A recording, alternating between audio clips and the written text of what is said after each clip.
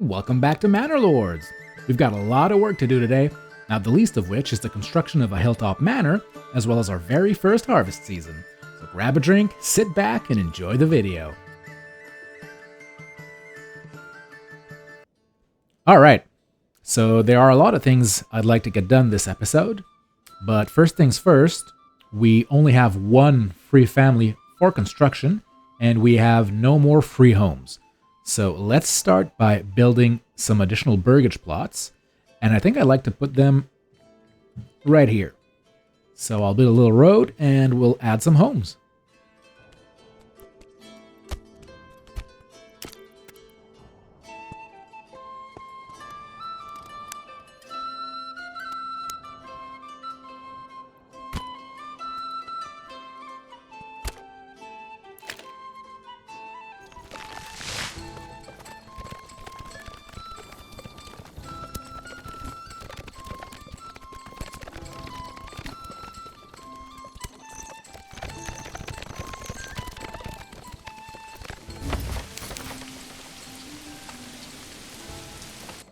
And we will immediately order the construction of the expansion on each of these houses to double the available families. One here, second one here, another one here.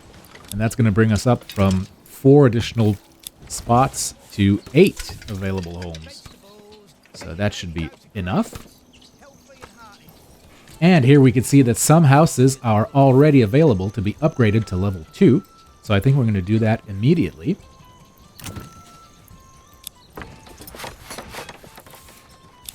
This one, and this one in the back, or this one with the chickens. Here we go.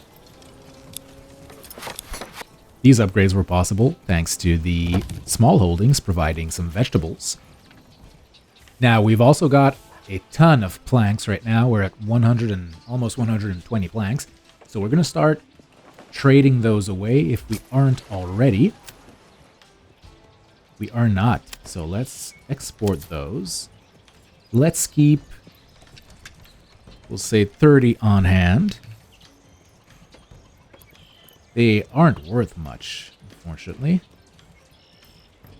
But I guess it's better than nothing.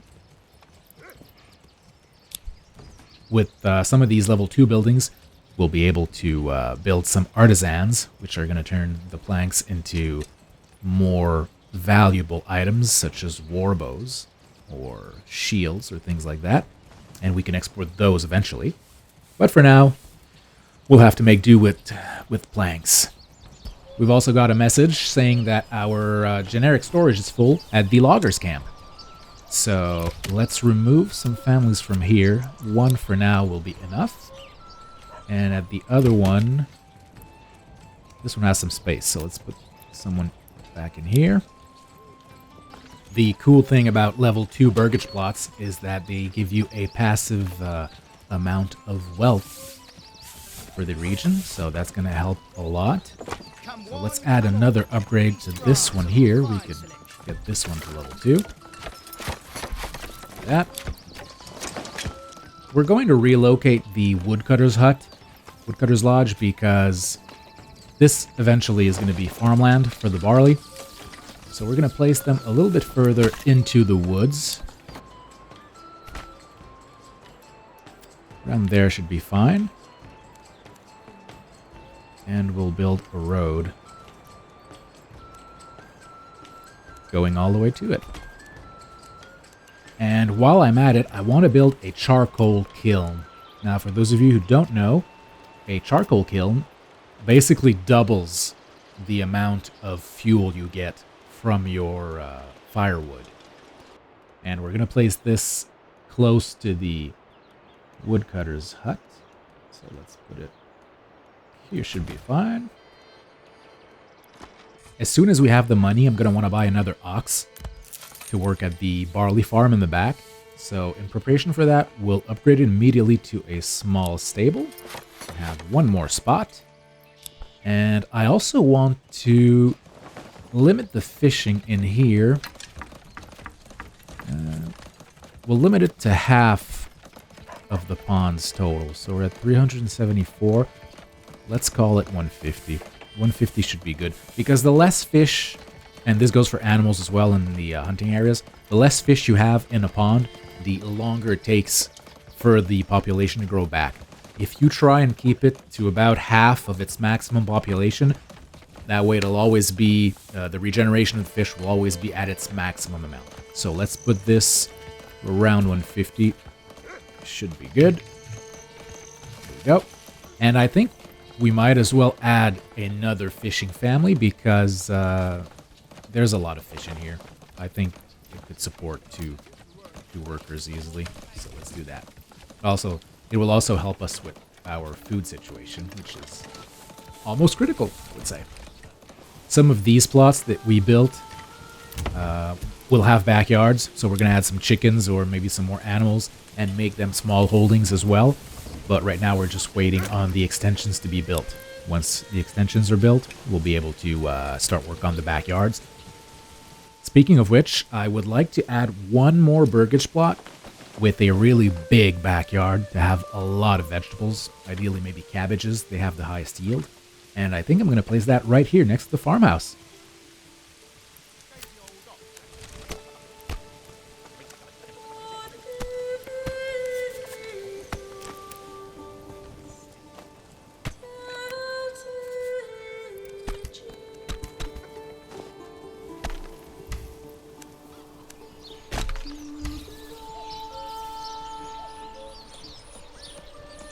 You might have noticed me placing a road around the area where I was going to build the plot. The reason for that is if you surround the area with roads, when you go to build the burgage plot itself and you select the four corners of it, it will auto-fill the area in between the roads. So that allows you to build way bigger plots and funky looking shapes. Like this one is going to be an L shape that normally you wouldn't be able to get if there weren't roads there. So I just build the roads, put the burgage plot in the middle, and then just delete the roads afterwards.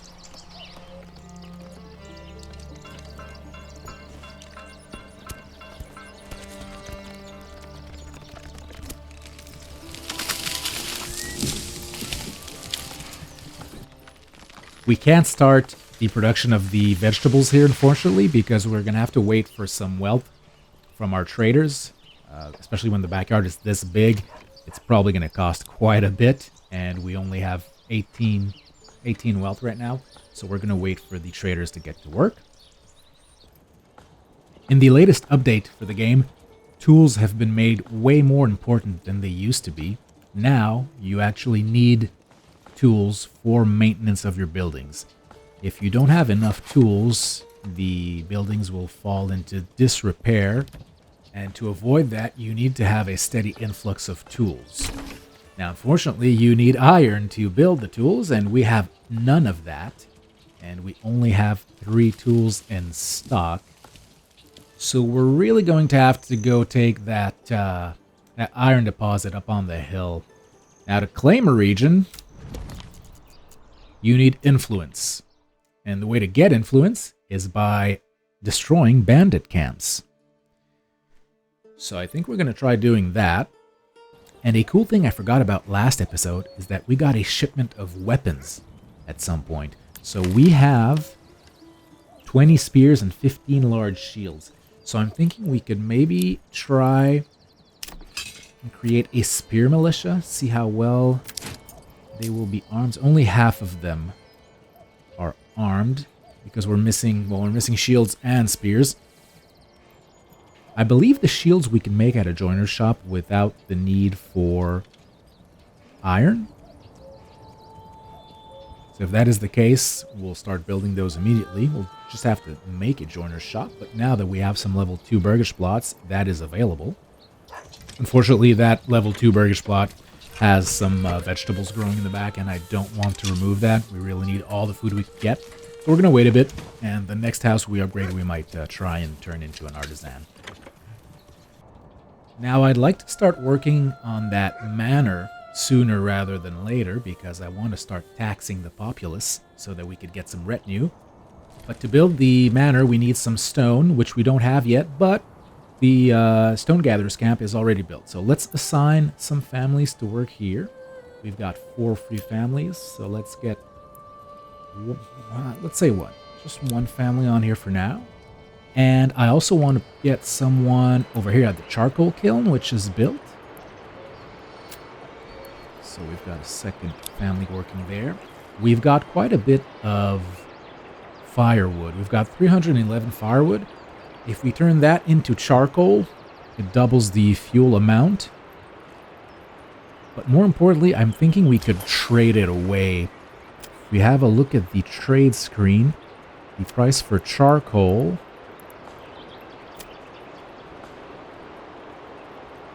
is double that of firewood.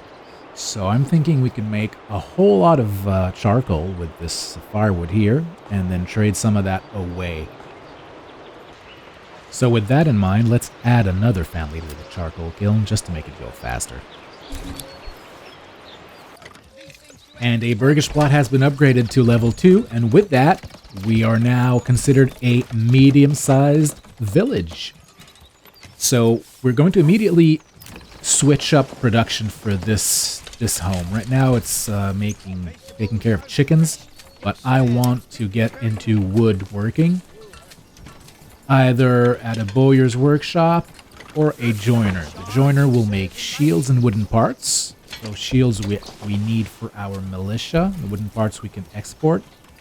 And the bowyer just makes bows and crossbows, but we could also have a militia of archers. So I'm thinking we're going to go for the joiner first and make some shields. Now, you have to be careful when you do that, because same as with converting the houses to small holdings, when you make an artisan workshop, the people who live there will not do any other work. They effectively stop being productive in society and only focus on their job. And that's reflected up here. We had 2 free families, and now that we've converted that home to an artisan workshop, it goes down to 1. So you want to try and strike a balance between free families and artisans. And charcoal is already being produced, so we're going to set the trade of it over here. I think I'd like to keep, let's say, 30, and we can export the rest. When you do trades like this, you could also pay a certain amount to unlock a trade route. What the trade route does is basically makes the trades happen quicker, but every time you buy one, the price of your next trade route is going to go higher. And right now we're kind of low on funds, so I don't want to do that. We'll just be patient and wait for the money to come in naturally. The next thing I want to buy as soon as we can afford it is the vegetables, the seeds for this plot right here. It's a big one, and if we convert this one to a small holding, I think we're going to be able to get a lot of vegetables from it. But to buy the cabbages that I want is almost 150 gold. So we're going to have to wait a bit. We're only at 75 right now. And thanks to the miners' hard work, we already have enough rubblestone to build the manor. So I'm thinking of placing it up here on this hill and have a nice view of our little hidden pond, and it's going to overlook the entire village. So I'm thinking this is a nice spot to have it at. So I'm going to build a little road and get going on the manor.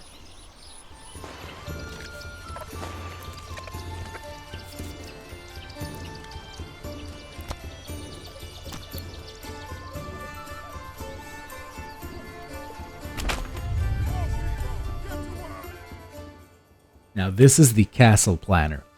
Right now, we're not going to build a huge castle. We're just going to have the main building of the manor. But at some point, I'm going to be able to show this to you guys, where you can add gates and towers and walls, and it's really cool and really fun.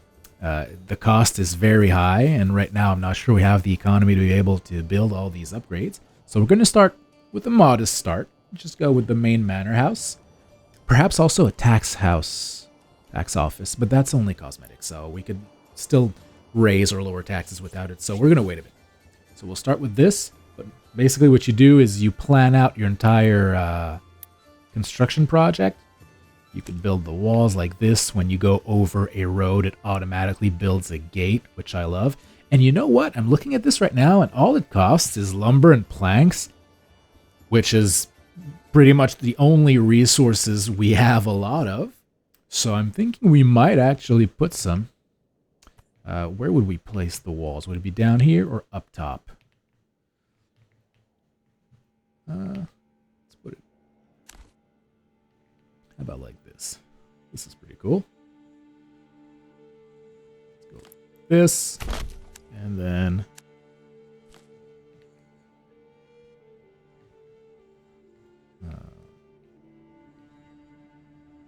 like this.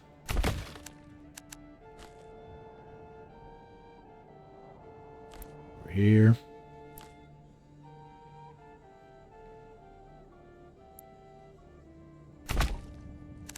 Now we're going to start with this. Actually, this might just be fine. And next time, I guess we could place some towers at the ends or something like that. Actually, the next building that I want is the garrison tower, because this one doubles your retinue size, so you could hire more retinue. Right now, we don't need it yet because, we don't even have a retinue to begin with, so we'll wait a bit. Now, we can't commit because it's going to cost a little bit more than what we have in planks. So maybe we could remove it a little bit like this. Yeah, see, this is going to be fine. So let's do this. How do I...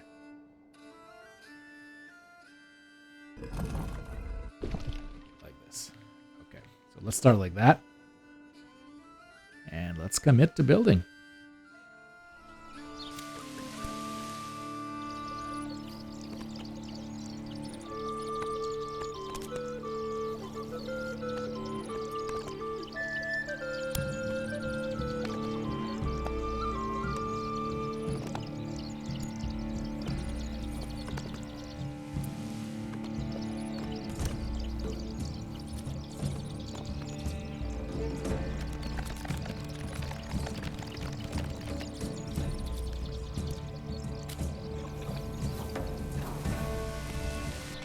We're going to have them stop work on the manor for now because we're in September. They've been working on this for like 2 months. And it's harvest season. We need those hands in the fields. So we're going to pause work on the manor, have them go out to the fields, harvest all our grain. And we will also build a windmill and a bakery afterwards because the whole point of having grain is to bake bread. So let's let these guys get to harvesting.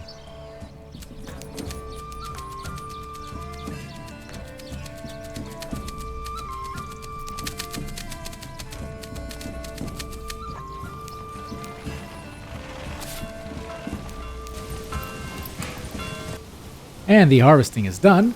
We're now in October. I think we're going to build the windmill right away. We're going to pause construction on the manor for now. We'll finish that at a later date. They're almost done anyways. And we will build a windmill right now. The windmill will turn all our grain into flour, which we can then use at the communal oven to bake some bread. The placement of your windmill is important. As you can see, the efficiency on this hill away from the trees is 98%, but if we move it around, that efficiency can shift, and the closer you have it to trees or buildings, the lower the efficiency. So I had a quick look around. I think this would be a fine spot for it. Place it right here. Like so.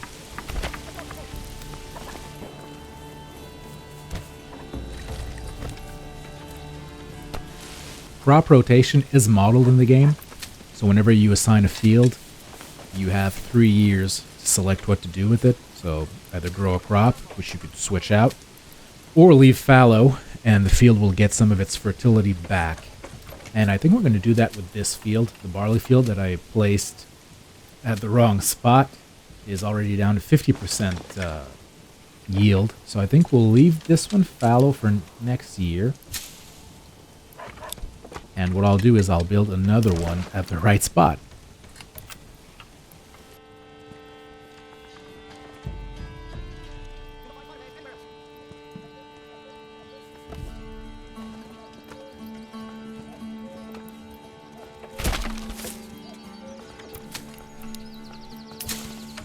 And I noticed we can upgrade another home to a second level burgage.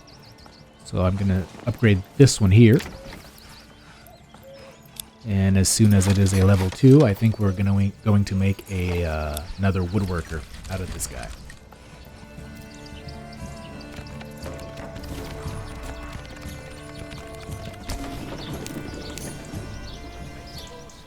And the workers have finished constructing the windmill. That is great. As we see our new barley field in the back getting plowed and sowed. So that means we can now turn the wheat into flour. So let's immediately assign at least one person here. We'll set it to... I don't want any production limit, actually. I want all flour. So let's leave it by default. And we'll let them get to it. And I hadn't noticed, but our wealth has just shot up. So I'm guessing the traders got to work and sold that charcoal, maybe the planks as well. So with all of that money, we will buy the cabbages here, cabbage seeds, as well as these ones over here.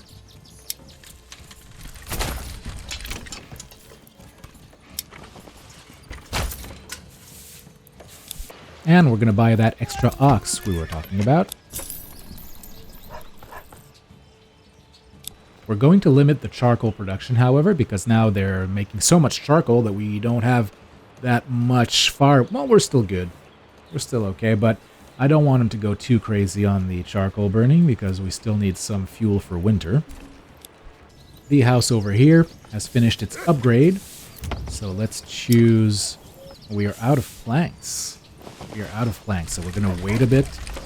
We are building a lot. The manor took a whole lot of planks. That windmill as well. This city's been on a boom in this episode, so we're going to give them some time to produce some more planks. I might actually put another worker here. Oh, we cannot. There's only one worker per soffit. That's okay. And we've actually already made it to the large village settlement level, so that is fantastic news. We've really had a boom. And with all that construction done, we can re-enable the construction of the manor, which was, I think, completely done. Yep. So hopefully they could get it done before the first snow comes in December.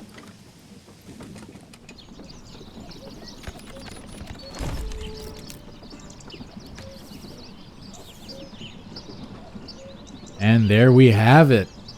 Our manor has been constructed on the little hilltop, overlooking the entire town. The fields on the right, and the little pond on the left. I love this placement. That's really cool. Now, what that means is we can also start taxing the populace. We can see we have 76 happiness, 76 approval, so we could definitely tax them a little bit. Let's get that to 10% to start. The tithe is a surplus of food that you give to the church in exchange for influence. Influence is in turn used to buy, press claims on the neighboring lands. However, we don't have that much food. I'm going to wait a bit until we've got the bread going and all of that going. Which reminds me, we haven't built the oven yet. So let's place it here in front of the marketplace, I think is a good spot for it. And as soon as that's done, we're going to be able to start baking some bread and making some more food. Our food has gotten up. Like, we're up to 5 months worth of food, which is great. But we want more than that. While the oven is going, there's a couple upgrades we could do to these new burgage plots. So let's select the artisan workshop that we would like. Now we've already built a joiner's workshop. So I think it's logical to go for the bowyer. This guy's going to be a bowyer. The neighbor here. I think we're going to make it into an apiary and convert it to a small holding so we get some more honey. Because I think one joiner's workshop and one bowyer for now is enough. I also noticed we can make these guys into bakeries. Which I wonder what is more efficient, having a bakery and basically using up a member of the community just as a baker and he will do nothing else, or using the communal oven.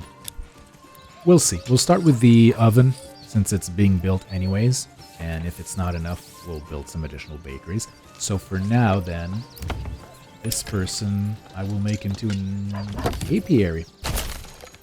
And let's also upgrade these guys to a level 2. Oh, and we forgot to buy the vegetable seeds. Let's purchase some beets. And the neighbor can have some more carrots. We will convert them to small holdings as well.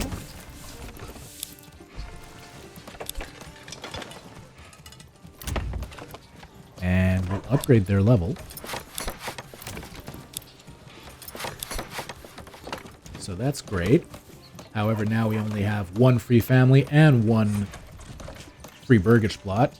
So as I said before, you really have to try and balance your small holdings and artisans, because if you build too many of them, you won't have any workers at all. So we've got a whole lot of timber, so I'm thinking about building some more burgage plots.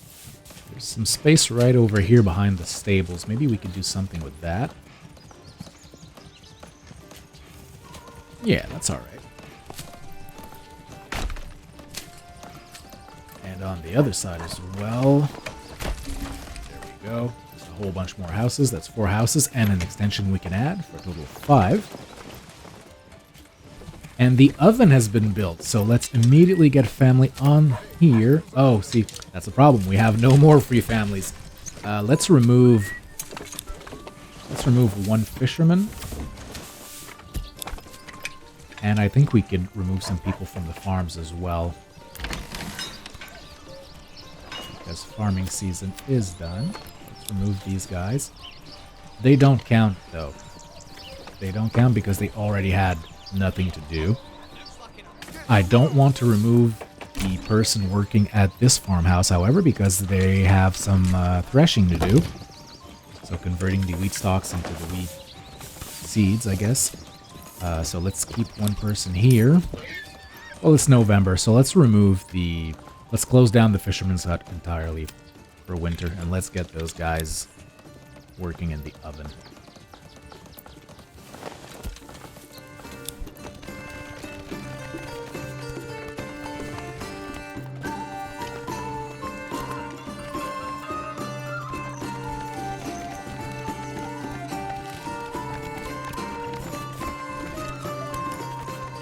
Now, all of these buildings are done. We've got a bunch of free homes, but we've got a red tag at the top, and it's about maintenance. We have no more tools to maintain our church, and it is confirming that it's going to run at a reduced efficiency, or could even just straight up collapse.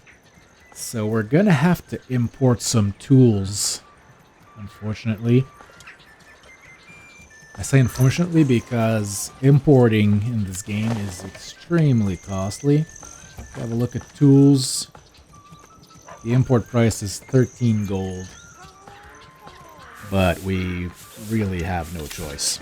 So I'm going to set it to import, and I'm going to set it to a surplus of 5. That should be good. I think we're going to export some rubble stone to try and offset the cost of those tools. So let's keep 20 on hand, export the rest. The good news, though, is that now that we have barley, we're going to be able to turn that barley into ale. And ale sells for quite a bit. It sells for 6 gold, so that might be a nice source of gold for our villagers. But I think we'll leave that for the next episode. We've done quite a bit today. We built a stunning manor. We've got the windmill up and running, we completed our first harvest season, we've got bread production going. This was a really productive episode. In the next one, we'll have to start getting some soldiers because that band of raiders is certainly closing in on us by now. Let us know what you think of our settlement so far down in the comments, and don't forget to like and subscribe for more Manor Lords content. Thanks for watching!